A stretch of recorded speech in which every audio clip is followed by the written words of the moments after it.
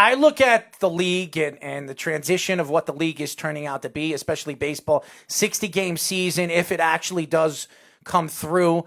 When you look at the game and you look at all these pitchers, now an average pitcher is pitching between 93 and 94 miles per hour.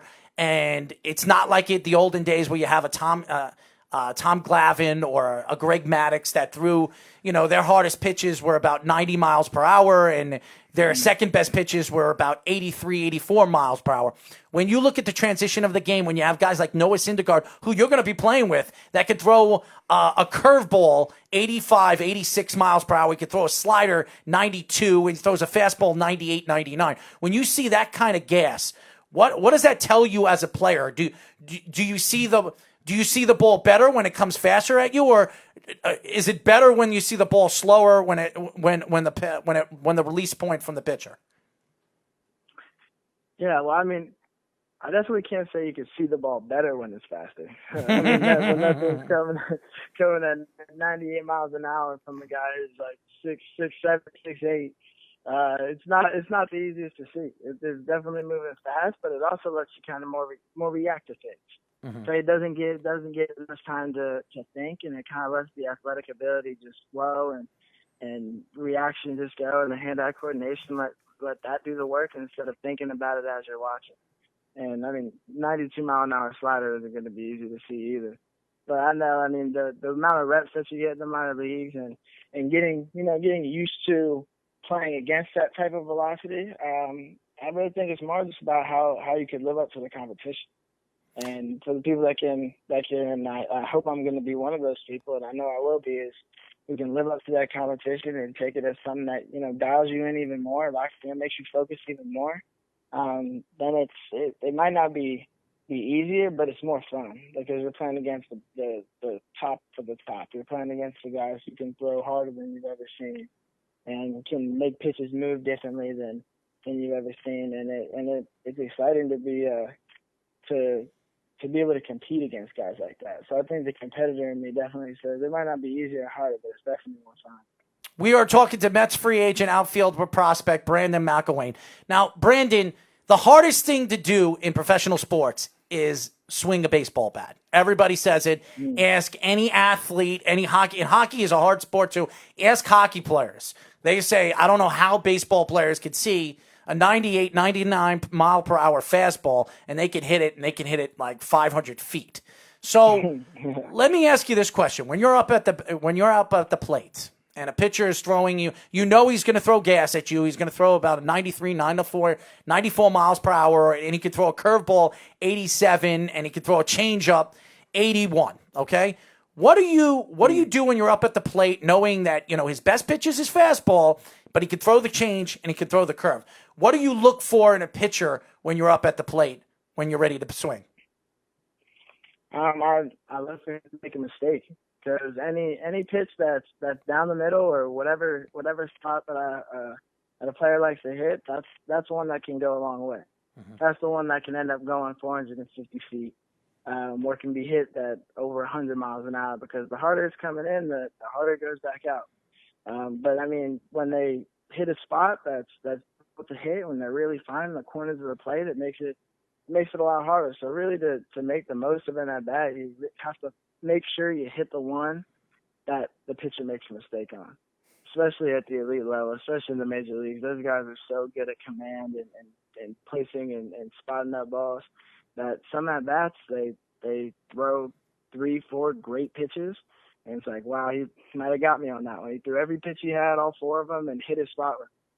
So in that case, that's how baseball is. It's a game of failure as a hitter. That's why it's one of the hardest. That's why it's the hardest thing to do in sport. Because even if that one at bat you don't get that pitch or the pitcher made a mistake, you better be ready for it the next one, because every at bat is just as important. And I mean, even the best players hitting the 300s. As an athlete who transferred in college from South Carolina to Cal, there's a lot of talks with instant impact transfer portal where they don't have to sit out a year anymore. It's already in place for football. It might be in place for baseball next year. Do you agree with that kind of concept as somebody who transferred, and would you have liked that option at the time that you were that you transferred and would have been able to play right away?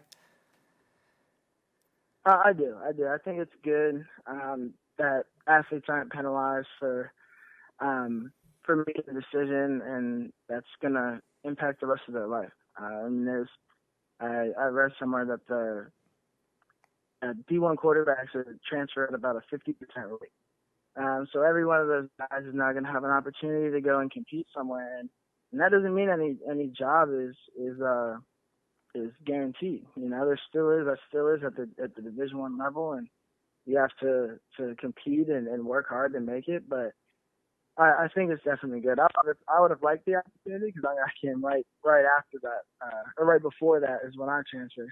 And I would have liked the opportunity, but I also see the value in the year that I got to redshirt and the learning that I got, that I was able to have in that year, and how much I was able to experience in that year that was different. So I can't look back at my situation and say that I would have necessarily wanted to play right away. Yet it's awesome that these guys, and hopefully they end up moving it over to baseball too, that people that have to move for different reasons, because there's as many different reasons as you can think of for why people transfer, but it's good that they won't have to be penalized for that. Brandon, I know we're talking a lot about your career in baseball, but I also like to bring out who you are as a personality. And I think the fans, especially the Met fans out here, we got a Met fan sitting right next to me, the producer of the show. He loves the Mets. And if you become a superstar player for the Mets, he'll love you forever. When you come to New York, man, it's a completely different world. The baseball fans love their baseball teams. The Yankees, obviously, are on the other side of the river. And then you have the Mets, where they haven't won a championship since 1986. But let's get off that right now. Tell us a little bit about yourself. What makes you unique, where you can go into a locker room and demand the respect? I mean, do you like to dance? Are you a hip-hop fan? What kind of music do you like to listen to? What kind of women do you like? I mean, are there a certain woman that you like over here in New York? So tell us a little bit about what you like, your personality, so the fans can get to know who you are. Yeah, I mean, I think my personality it differs a little bit on the field than off the field. I think in the locker room, like I'm a guy that loves music. Like I love Bob Marley. You like Bob Marley? Really? I do, because I get so excited on the field and so amped up that I need some type of music on the downtime to kind of get a little bit of rhythm in there to relax it out. So I do like Bob Marley. What's your favorite Bob Marley song? What's your favorite Bob Marley track? You know what mine is? I was set. What is yours? Buffalo Soldier. I was about to say the same thing. Really? We're buds. I was. We're buds now. Now we're going to be pals, man, because I like Bob Marley too. I was waiting for you, man. I was waiting for you, but I am a huge Bob Marley fan. I don't know if you listen to his. Awesome. You ever listen to his brothers and his cousins and everything like that? I mean, some of them are. Yeah, and even his grandson, Skip Marley, is coming out now. Mm-hmm. Good. He actually has a big track out right now. It's in the top 50 on the Billboard charts.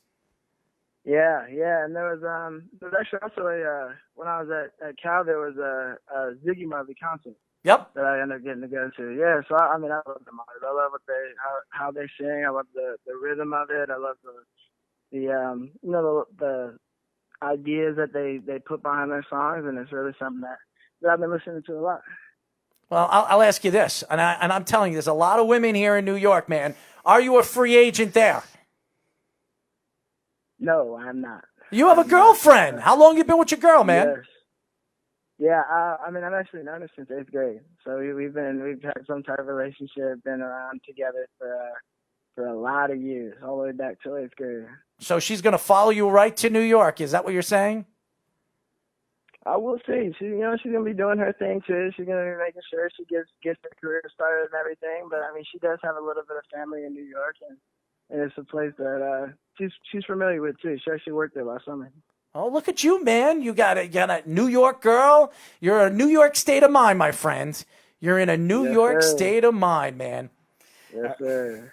Brandon, what was your favorite game that you ever played in? And this could be anything, baseball, football, and either school, high school, anything like that. Favorite game you played in and the craziest game you ever played in? Oh, man. Favorite game I played in? That could go back to the games at LSU that I played at with Cal in baseball. It could also go to my first start as a Division I college quarterback when I was in South Carolina and I was a freshman.